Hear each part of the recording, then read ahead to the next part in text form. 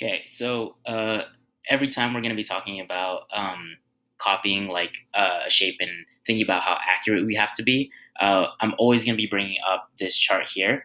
Hold up, I know you can't really see, but in this corner right here, it says abstract shapes, right? So on the x-axis, we're going to have our abstract shapes, and on the and our simple shapes on the left side, right? And on our y-axis, we're going to have less accurate proportion on the bottom and more accurate proportion at the top. Okay, so what this graph is showing us is the simpler, as a review, what this graph is showing us is as we have simpler shapes, we have to be more accurate with proportion.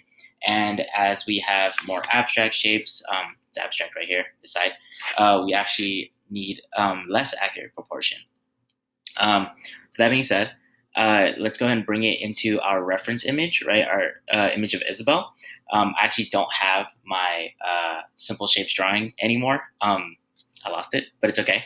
You have yours, and if you compare those simple shapes, an easy way to tell if it's an easy way to tell where your character or reference falls on this chart here is think of it like this, right?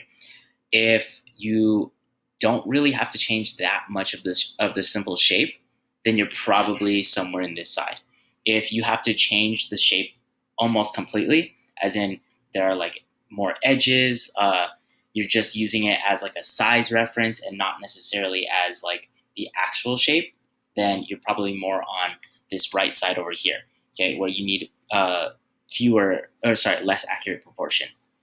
Isabel, in this instance, right? We mentioned earlier, this top part of her head, this little puffball, that's closer to a circle, right? So you kind of, since it's close to a circle and you don't really have to change too much, we're probably hovering somewhere around this side, right? Probably closer to here than here. So yeah, same with the body. The body is kind of a rectangle. That's a little bit more abstracted. So like instead of being right here for that puffball, we're going to be probably like right here for the body, okay, where we still technically need a lot of accuracy on the proportion, but it's a little bit more forgiving, okay?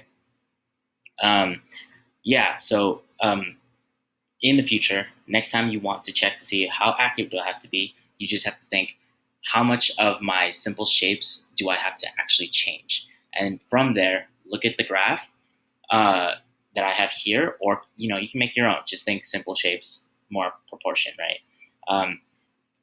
Try to figure it out, and then you can determine how accurate you really have to be.